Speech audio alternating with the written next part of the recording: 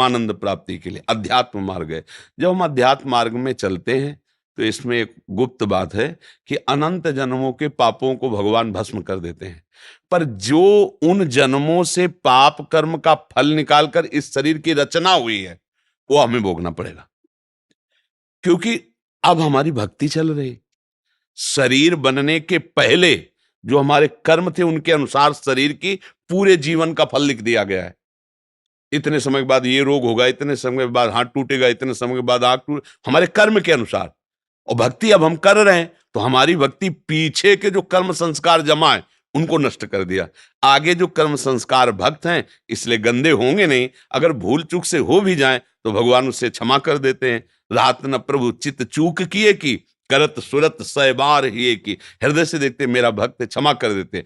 पर इस शरीर का जो भोग आया है इसको भोगना पड़ेगा। बड़े बड़े संतों में देखो, रामकृष्ण परमहंस जी के गले में कैंसर था, हर तरह के भोग। श्रीवास जी के आंगन में खड़े होकर महाप्रभु चैतन्य देव अपने परिकर के साथ कीर्तन कर रहे हैं और उनका पुत्र पधार गया। दासी ने कान में आके श्रीवास जी से कहा, पुत्र पधार गया, बीमार था पधार गया। उनका दोबारा आवाज नहीं, महाप्रभु के कीर्तन में फर्क नहीं पड़ना चाहिए। और मंजीरा जोड़ के और जोर से कीर्तन करने लगे, नाचने लगे। महाप्रभु चैतन्य देव रुक गए और उनका, श्रीवास मेरा मन कुछ शुष्क सा हो रहा है, कोई घटना घटी क्या? उनका, प्रभु क्या घटना घट सकती, जहां आप मंगल मूर्ति नाम कीर्तन हो रहा वहां घटना क्या घट सकती? तब किसी भक्त ने बताया कि श्रीवास का बेटा पधार गया। तो उनका बताया क्यों नहीं? बोले, प्रभु बताने की क्या बात है, आपका था, आपने उसे अपनी सेवा में भेज दिया। और जिस जीव को यह सौभाग्य मिले कि आप स्वयं कीर्तन कर रहे हैं और वो पधार रहा है, इसके लिए तो बड़े बड़े ऋषि मुनि याचना करते हैं। प्रभु ये कोई शोक की बात है, ये कोई दुख की बात है? ले वो आनंदित है, पुत्र पधार गया, वो आनंदित है कि उस जीव को जो सौभाग्य मिला। बड़े बड़े ऋषि मुनि ऐसी याचना करते हैं और वो था नहीं मेरा, आपका था, आपने बुला लिया आपने। अब ये है भक्ति का रंग, इसमें क्या छिन गया?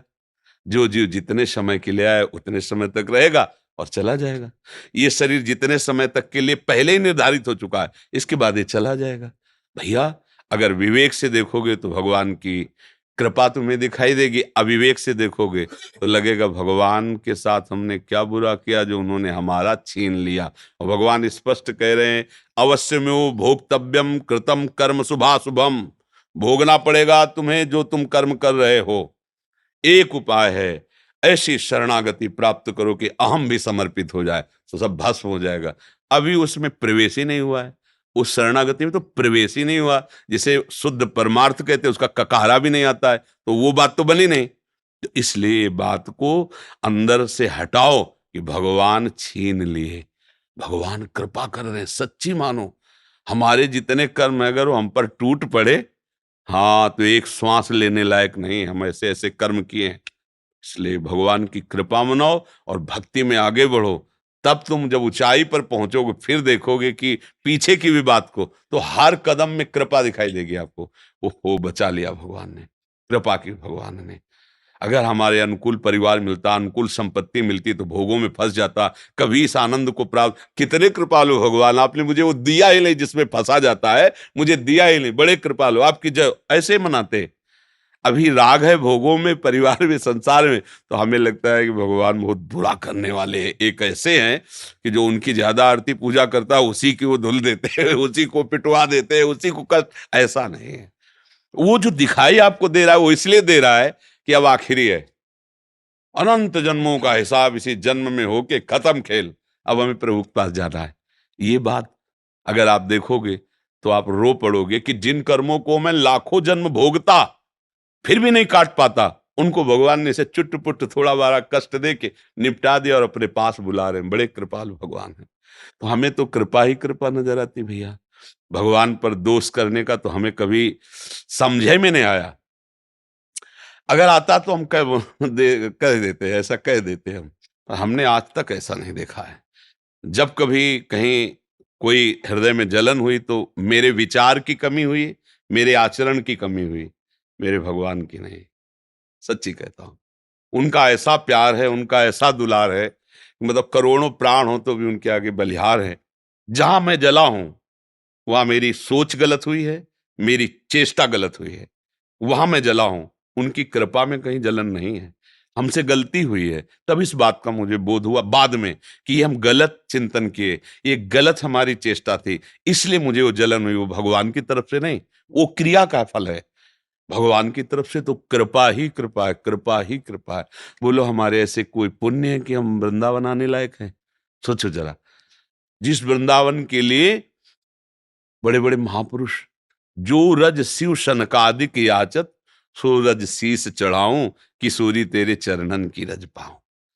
भला इस रज में हम आने लायक? श्री राधिका कृपा बिन सबके मनन अगम। मन से भी नहीं सोच सकते वृंदावन, आप तन से आए हो वृंदावन, आपके ऊपर कितनी कृपा लाडली की। यदि वो छीनने वाले होते तो तुम्हें भेजते ही नहीं यहाँ। सोचो। अच्छा, हनुमान जी को देख करके विभीषण जी के हृदय में भा कि अब मुझे भाव भरोस हनुमंता, बिनु हरि कृपा मिल। आप संत समागम में बैठे हैं, अहो भाग्य।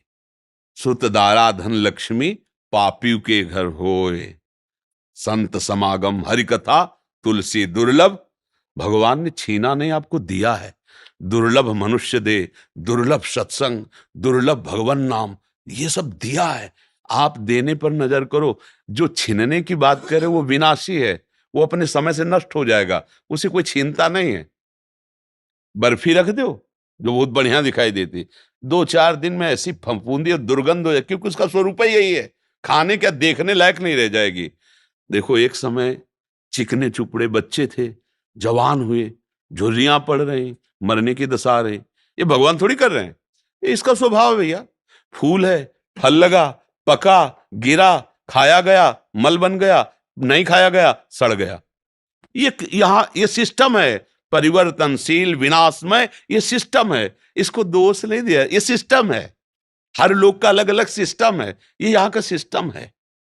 वही तुम्हारे साथ जब हो रहा, तुम्हें लग रहा भगवान छीन रहे हैं।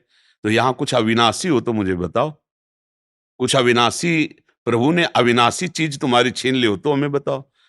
जब भगवान लिख दिए हैं, मान लो आप जाओ किसी पुस्तकालय में और कह दो जरा एक इंजेक्शन, 2 टेबलेट और वो जरा, तो कहेगा भैया लिखा क्या है, देख लो इसमें।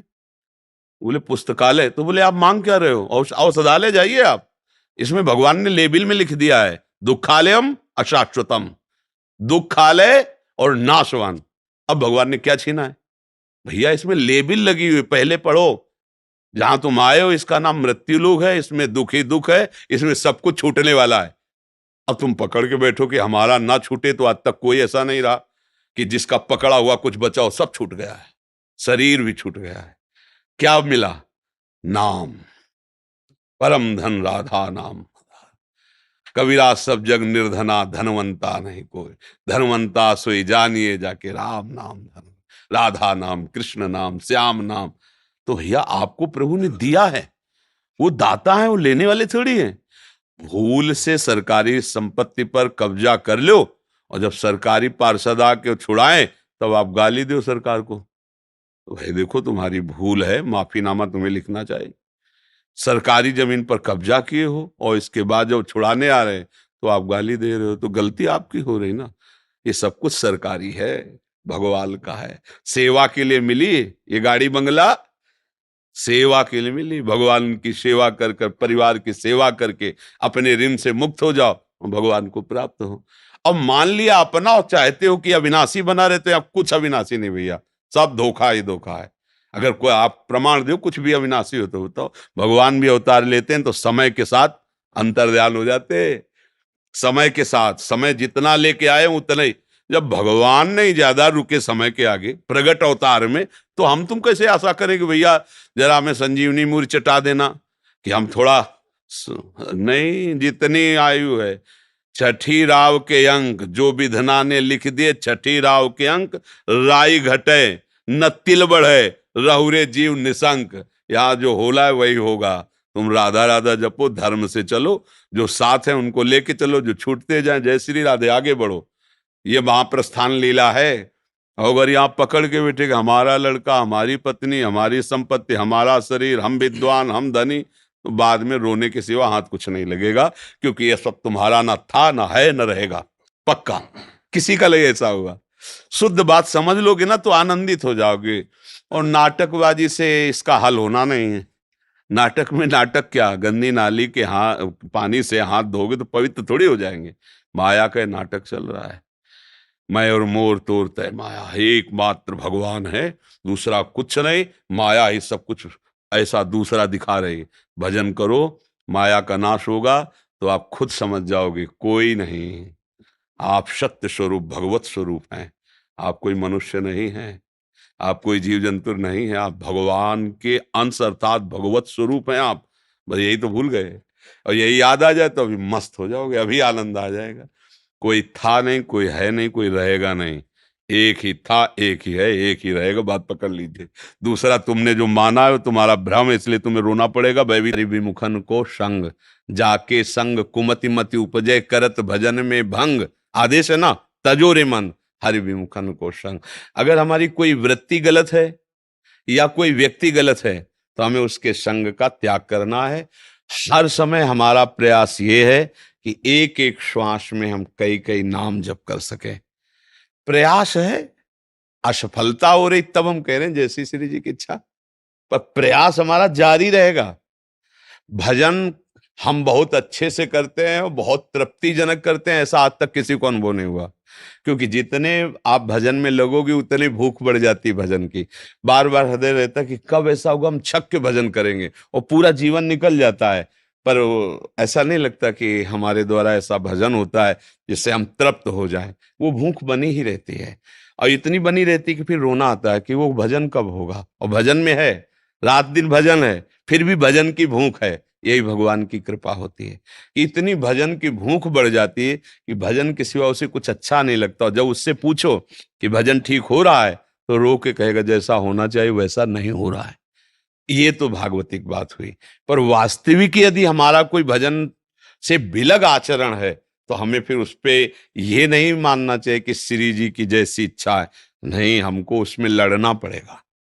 श्री जी के प्रतिकूल हम आचरण नहीं करेंगे, प्राण त्याग सकते हैं, लेकिन हम किसी की हिंसा, गंदे आचरण, गंदा व्यवहार नहीं कर सकते। तभी तो मार्ग बनेगा परमार्थ का। नहीं, फिर अगर हम इसे छूट दे देंगे तो मन फिर वहीं पहुंच जाएगा, कहेगा भगवान की ऐसी इच्छा थी। तो इसलिए हमें सावधान रहना है। ये जब पद का प्रभाव आपके हृदय में पड़ेगा तो दिखाई दे रहा है नवनिवृत्त निकुंज, कैसे प्यारी जो आ रही, कैसी रूप माधुरी है, कैसे लालजून के समीप, कैसे सखियां पावड़े बिछा रही, कैसे सखियां चंवर डुला रही, कैसे सखी छत्र लिए है, कैसा सुंदर मृदंग बज रहा है, कैसी नूपुरों की झनका। ये पद का अर्थ है। ये आंखों खुली आंख या बंद आंख, ऐसे इसी को लीला चिंतन कहते हैं। ऐसे ये महारसों के पदों का अर्थ नहीं होता, इनकी कथा नहीं गाई जा सकती। प्रिया प्रीतम के प्रेम रस की ये अनिर्वचनीयम प्रेम स्वरूपम। गाते रहो, गाते गाते हृदय में श्याम श्यामा की कृपा कोर से जब दिव्य नेत्र प्रकाशित होंगे तो एक एक पंक्ति का अर्थ दिखाई देगा। एक एक वे मृदु चिबुक प्रलोई प्रबोधत, तू भामिनी करशों करताल। विविध प्रकार के ऐसे लीला हैं, ऐसे रस हैं कि रसिक महापुरुष पूरा जीवन उन्हीं में डूबे रहते हैं। कहिए, वाणी जी का गायन कीजिए, वाणी जी के एक एक अक्षर का मनन कीजिए, जैसे कभी गा के तो कभी मन में। धीरे धीरे वाणी जी की कृपा से श्याम श्यामा प्रकाशित हो जाएंगे। नाम वाणी सुनत श्याम श्यामा सुबस, नाम वाणी निकट श्याम श्यामा प्रगट, नाम वाणी जहां श्याम श्यामा तहां। जब श्याम श्यामा प्रकट हो गए तो बचा क्या, सारा अर्थ प्रकाशित हो जाएगा।